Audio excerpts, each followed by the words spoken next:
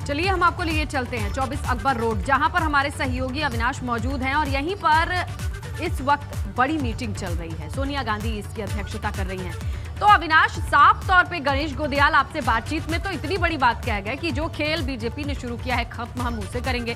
खेल तो सभी देख रहे हैं कि उत्तराखंड की राजनीति में चल रहा है।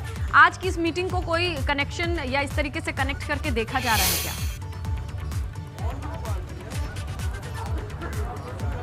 जी देखिए स्नेहलता, अगर बात करें तो ये उत्तराखंड स्पेसिफिक मीटिंग नहीं है। इस मीटिंग की अगर बात करें तो सभी राज्यों के प्रदेश अध्यक्ष और सभी राज्यों के प्रदेश प्रभारी यहाँ पर मौजूद हैं, जिनके साथ किस तरीके से कांग्रेस पार्टी को आगे देश भर में कांग्रेस पार्टी को मजबूत करने के लिए काम करना है, इसको लेकर मंथला की जा रही है। हालांकि जो 5 राज्यों में विधानसभा चुनाव हैं, उनके प्रदेश अध्यक्षों से खासतौर से बातचीत की जाएगी कि किस तरीके से उनके राज्यों में कांग्रेस आगे प्रदर्शन करे और किस तरीके से कांग्रेस की रणनीति होनी चाहिए। उसी कड़ी में अगर बात करें तो गणेश गोदियाल भी उत्तराखंड की ओर से अपनी बात रखेंगे, किस तरीके से वहां संगठन को मजबूत किया जाए और किन किन मुद्दों के साथ वर्तमान में सरकार को घेरने की कोशिश की जाए। फिलहाल अगर अभी बात करें तो जिस तरीके से उन्होंने ये बयान दिया है कि बीजेपी ने जो खेल शुरू किया है उसको खत्म हम करेंगे, तो दोनों ही पार्टियां, चाहे वो बीजेपी हो चाहे कांग्रेस हो, एक दूसरे की पार्टी में सेंधमारी की कोशिश कर रहे हैं कि ज्यादा से ज्यादा उनके नेताओं को अपने पाले में लाया जा सके और जनता के बीच में संदेश दिया जा सके कि विकल्प के तौर पर केवल हम ही मौजूद हैं। इसमें अगर बात करें तो कांग्रेस भी अपनी ओर से पूरी कोशिश कर रही है कि बीजेपी के विधायकों को तोड़कर अपने में लाया जाए और बीजेपी भी कोशिश कर रही है कि कांग्रेस के विधायकों को तोड़ के अपने लाया जाए। और उत्तराखंड की राजनीति का ये इतिहास रहा है कि जब भी चुनाव नजदीक आते हैं तो कई नेता दल बदलते हैं, बीजेपी वाले कांग्रेस में जाते हैं, कांग्रेस वाले बीजेपी में जाते हैं, तो ये देखने को मिलता है। और अभी पिछले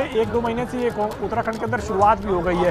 2 निर्दलीय विधायक जहां बीजेपी में शामिल हुए, वहीं कांग्रेस के एक विधायक बीजेपी में शामिल हुए, तो वहीं बीजेपी के एक मंत्री और उनके पुत्र कांग्रेस में जाकर शामिल हो गए। तो यह सिलसिला भी उत्तराखंड में और देखने के लिए मिलेगा, क्योंकि इसमें अगर बात करें तो पार्टी के जो तमाम तरह पदाधिकारी हैं वो इसको लेकर पूरी तरीके से तैयार हैं कि कौन नेता आएगा कौन नेता जाएगा। इसको लेकर अपनी अपनी ओर से तमाम सारे लोग रणनीति भी बना रहे हैं। फिलहाल अगर आज की बैठक में बात करें तो आज की बैठक में उत्तराखंड की जो अभी तमाम सारी जो रणनीति बन रही है इसको लेकर चर्चा की जाएगी और किस तरीके से आगे कांग्रेस पार्टी को उत्तराखंड के अंदर काम करना है, इसको लेकर प्रदेश अध्यक्ष अपनी ओर से बात रखेंगे। और कांग्रेस की राष्ट्रीय अध्यक्षा सोनिया गांधी भी अपनी ओर से बताएंगे कि इस तरीके से कांग्रेस पार्टी के लिए वहां पे काम किया जाए और क्या एजेंडे होने चाहिए जिसको लेकर कांग्रेस पार्टी आगे बढ़ेगी आने वाले विधानसभा चुनावों में।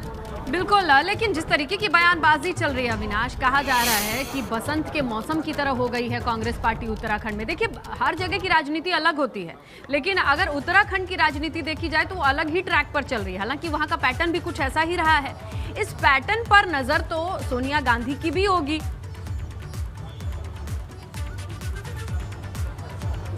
जी बिल्कुल, अगर बात करें तो जिस तरीके से उत्तराखंड की राजनीति के पैटर्न रहा है कि एक बार बीजेपी की सरकार बनती है, एक बार कांग्रेस की सरकार बनती है, तो कांग्रेस इस मुकाबले भी थोड़ा आशान्वित है कि इस बार हमारी सरकार बनेगी। और यही कारण है कि जो बीजेपी के लोग छोड़कर कांग्रेस में आ रहे हैं उसके 2 कारण है। पहला, उनको लग रहा है कि एंटी इनकम्पेंसी है बीजेपी के खिलाफ और बीजेपी जिस तरीके से एक बार कांग्रेस की सरकार उत्तराखंड में बनती है, एक बार बीजेपी की बनती है, तो इस बार कांग्रेस का नंबर है, तो इसलिए कई लोग कांग्रेस की ओर भी उम्मीद लगाए।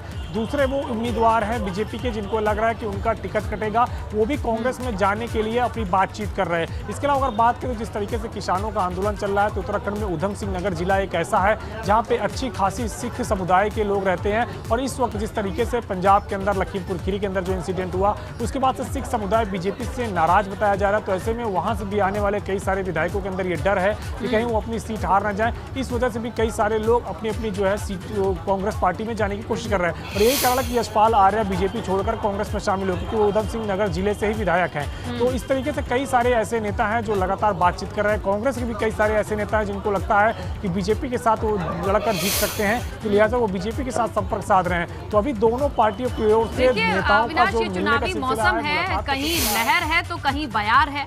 जो जिसे सही लग रहा है वो उस पर सवार हो रहा है या होने की कोशिश कर रहा है। लेकिन इस बीच ये अहम बैठक है, 5 राज्यों के मद्देनजर है, लेकिन नजर हमारी उत्तराखंड को लेकर खास तौर पे बनी रहेगी। आपसे अपडेट लिया करेंगे।